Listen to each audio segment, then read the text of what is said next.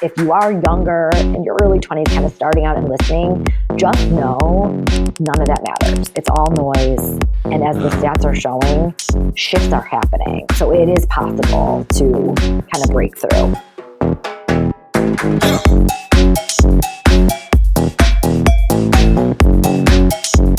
Welcome back to the WIIM Podcast, everyone. This is Jessie Grossman, your host. I'm so excited to be here with you for another week. Let me tell you this week's episode, it's a solo episode, but again, it's not with me because I am still on a maternity leave enjoying my little boy, Mikey. And instead you have the brilliant Katie Stoller. So this week it gets personal. It's sort of hard not to talk about this topic without getting personal. So Katie shares basically like where women stand in this country. We talk a lot about influencer marketing, but we are women in influencer marketing as a group. And so diving into what that means, what it means to be a woman in 2025, I think is hugely important. And that's what we're doing today. Well, that's what Katie is doing today. And I'm so excited that she was brave enough to bare her soul a bit and just be really honest and straightforward about her thoughts about where women stand in the workplace, where women stand in the world with things like Roe v. Wade being overturned and the future of our nation as a place for women to feel comfortable is really in question. There are a lot of people who are spewing opinions left and right. She brings a lot of like really interesting percentages and facts into the conversation. And then of course shares her opinions on them. But I'd love to hear what you guys think after listening to this episode. So as always, but especially with this one, comment on our Instagram, comment on our YouTube video if you're tuning in to the video version of this episode. I'd love to hear your opinions on what you think Katie has to say. And if you enjoy these types of conversations, we'd love to keep having them. So thank you to Katie for guest hosting this week. And without further ado, let's jump into it. This show is sponsored by Women in Influencer Marketing, better known as WIIM, the best online community for the creator economy. You will meet fellow influencer marketers, you'll meet brands, you'll meet talent agencies to talk shop, get hired, and even find a mentor. When you become a member, do not forget to check out all of our incredible resources. For example, we have dozens of masterclasses from the top voices at TikTok, at YouTube, award-winning agencies, and women who are paving the way for us all.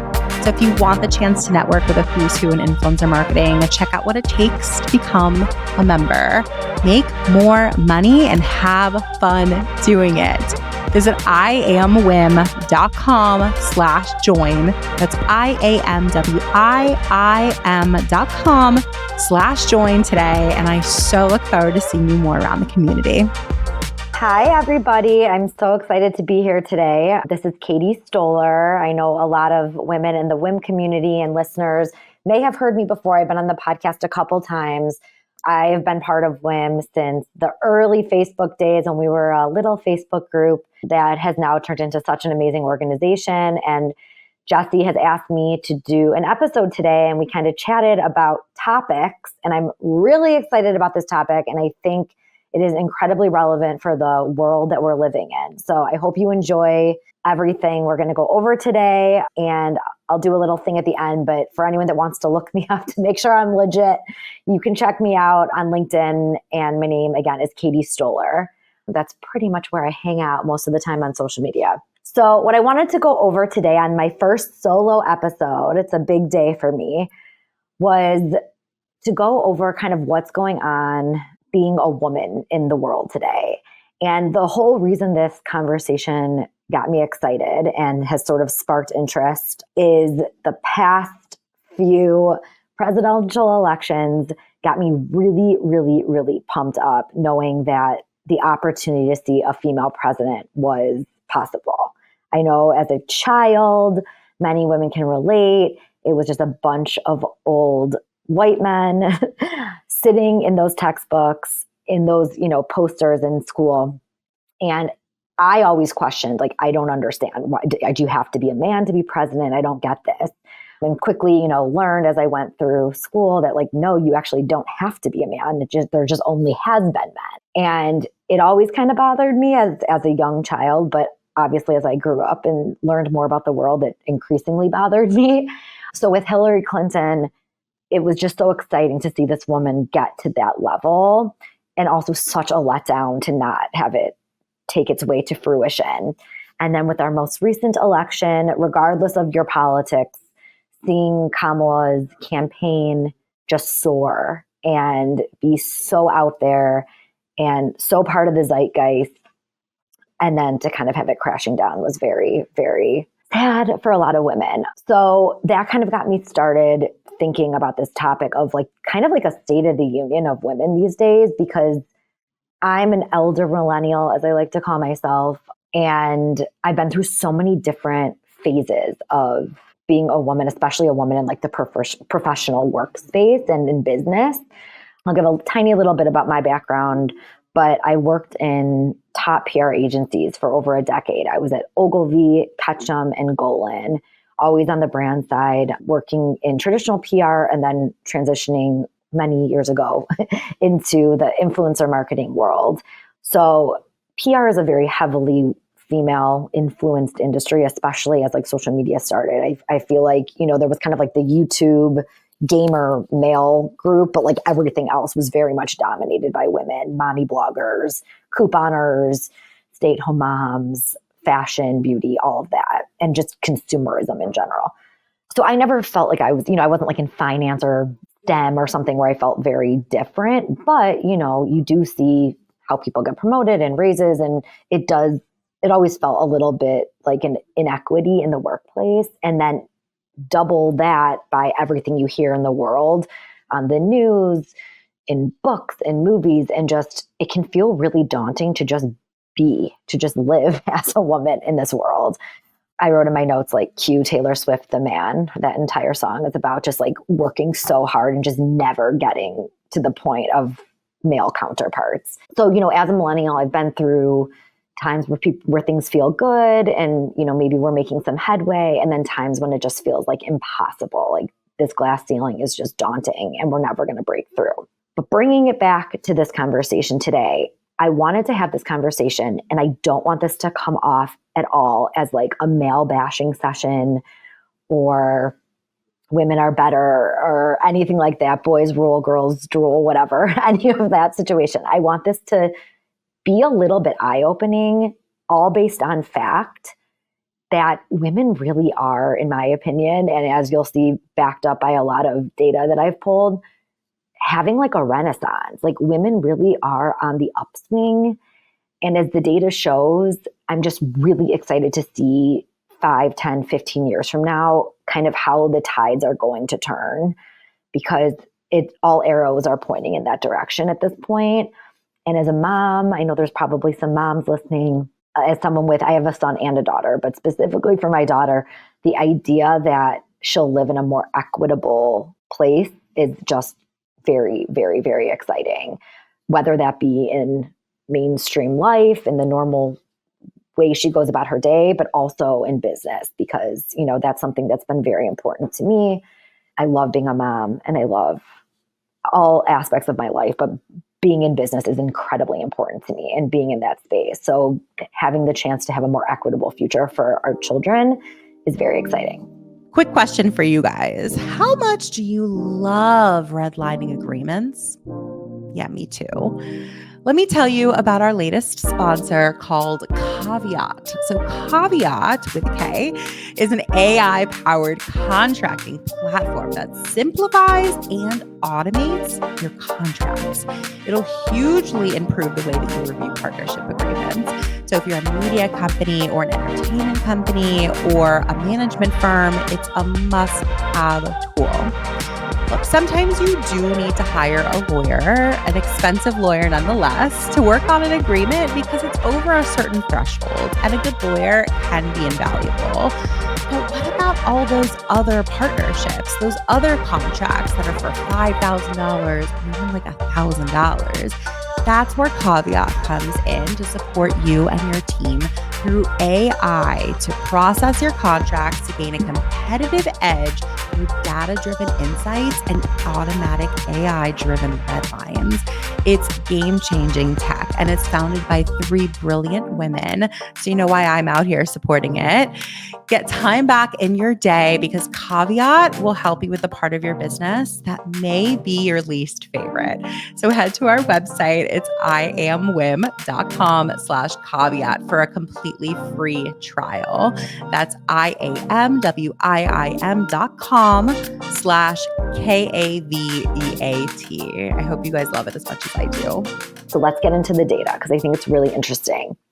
So I don't know how many of you are familiar, and I'm not too familiar with him. I want to kind of get more into his content, but his name is Scott Galloway. He goes by Prof G, and he is a marketing professor at NYU, amongst many other things. He's written books. He's a serial entrepreneur. I think he's done stuff with venture capital, just like a really kind of interesting person. He was recently on a podcast, and I was listening to it and literally stopped like dead in my tracks at some of these stats because it is the exact opposite of what you would think if you're just listening to the news and being bombarded by the messaging we're bombarded with all the time. It was literal like shock. And shout out to the podcast. It was Girls Gotta Eat. I love that podcast. It's a dating and relationship kind of like comedy podcast, super popular, but they interviewed him, the host of the show, and some of these stats came out. So I'm going to read a couple of them because I wonder if you'll be as gobsmacked as I was. So he starts on a positive note for women, but he says that no group globally, so this is not just US based, has ascended faster than women in the last 30 years. Women, as I was saying, are on the upswing. Like it has been a really quick trajectory of how fast women have kind of like broken free from some of the constraints that we dealt with back in the 70s, 80s, and even 90s. Women are globally seeking tertiary education more than men currently. So that's already happening. A lot of these stats aren't like what's going to happen. It's actually like starting, which makes me excited. So there are 3 female college graduates for every 2 male college graduates within the next 5 years. So that's just showing that women are double downing on education. And the more women going into education and getting degrees, to me, is showing the path of them to taking over businesses, to having leadership seats, to having more women at the table in boardrooms. And that just gets me so excited. And okay, this is the kicker. This is the one that really kind of stopped me because we hear literally the opposite all the time. But women under the age of 30 right now are actually making more money than men. That is just so opposite, I feel like, of what we're told. Everything is like, 70 cents to the dollar, and like we work just as hard and get paid less. And for women over 30, I think that's still very true. And it's, a little tragic that we got ourselves into that position to begin with. But the fact that women under 30 are just like killing it and have somehow closed that gap, and I'd love to do more research on like how that happened, is just very, very inspiring. And then one final kind of stat on this is that more single women are actually homeowners than single men. So that's another interesting tidbit, is that we always hear, you just think that men make more money, so therefore they're buying more things. And we already know, especially as marketers, there's probably a ton of marketers listening to this podcast as it's super relevant for anyone in marketing. But women run consumerism in this country. Women make, I think it's something like 80% of household buying decisions. It might even be more than that. And now this younger generation is actually making the biggest purchase of their life sooner.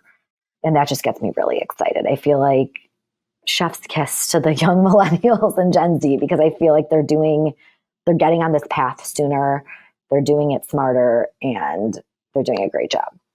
And then I have some more stats kind of on, I don't want to say the downfall of men, but I think it's interesting to just kind of see how things are shifting, and the pendulum. We always say, like in politics, the pendulum swings one way and then it has to sort of correct itself by swinging back the other way.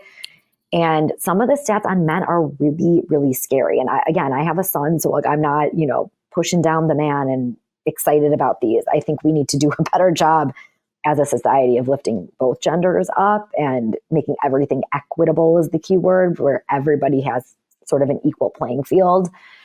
But there's something going on with young men these days. I think that's pretty obvious.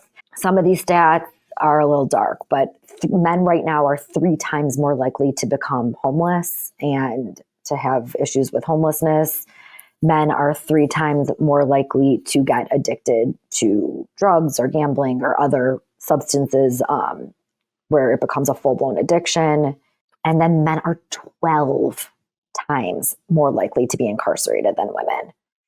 So there's something going on with this shift. And again, I'm not happy about it. I'm so happy that women are, on this upswing, but it's interesting to think, the state of our country right now is kind of like diverging between the two genders.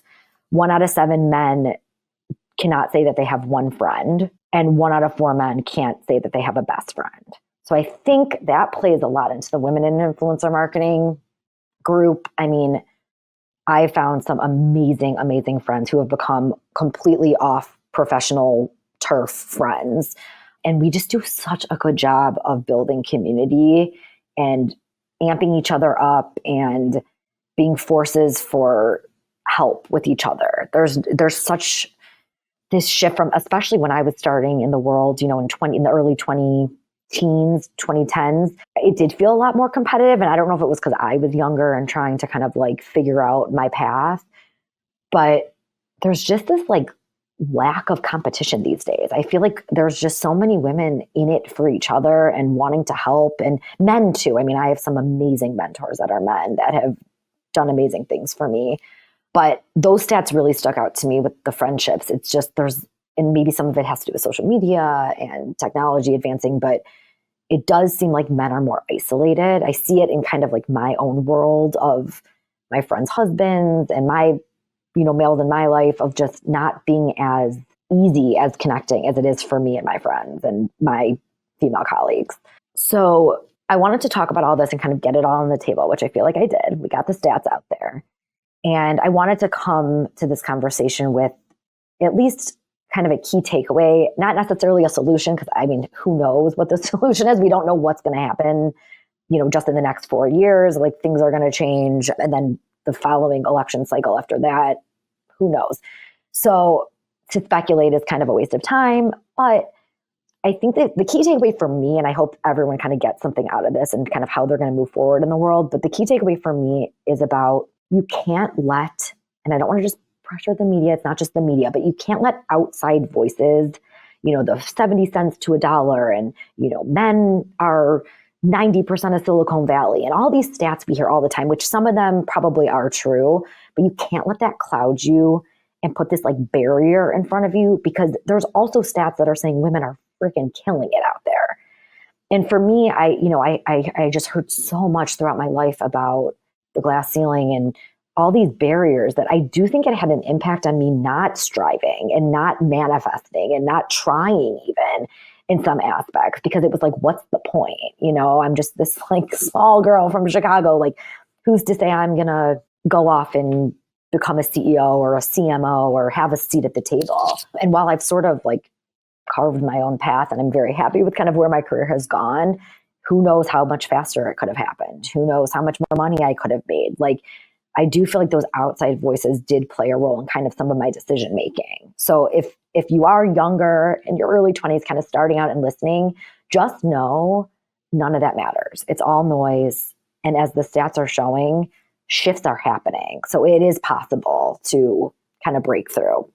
And then I also want to make a note too about like underrepresented communities. Right now, I'm just talking like straight up male versus female, which is not the best descriptor, because there's so many things that, go into that. There's ethnicity, where you live, education, sexual orientation, and minorities have an even more difficult time. As I started this conversation out, if you look at the list of presidents, it's a bunch of old white men.